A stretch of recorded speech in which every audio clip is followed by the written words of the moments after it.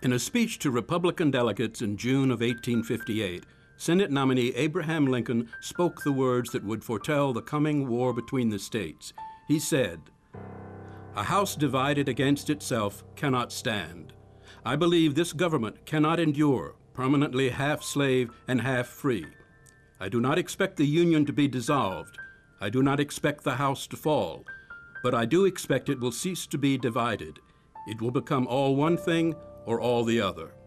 These words, spoken nearly 2 years before the first shots were fired on Fort Sumter in South Carolina's Charleston Harbor, marking the beginning of the war between the states, would foretell the bloodiest and most divisive time in America's history.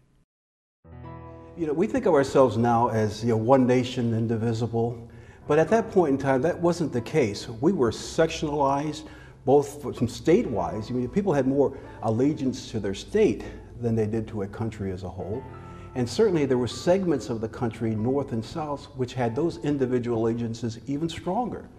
So you had a north, which was industrialized, very strong, industrialized, growing very rapidly, versus the south, which was strongly agricultural at that time.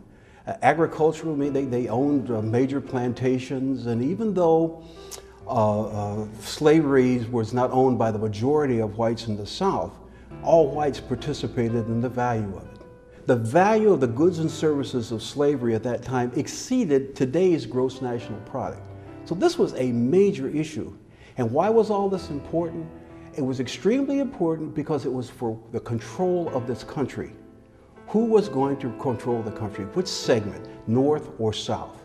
So all of this came together in the election of 1860 when Lincoln was elected, and it was just, at that point, all bets were off. Who was going to control this country? And we can't do it by compromise. We've tried that in 1850, we've tried. So now it's time, let's go to war. And that's how this whole war got started.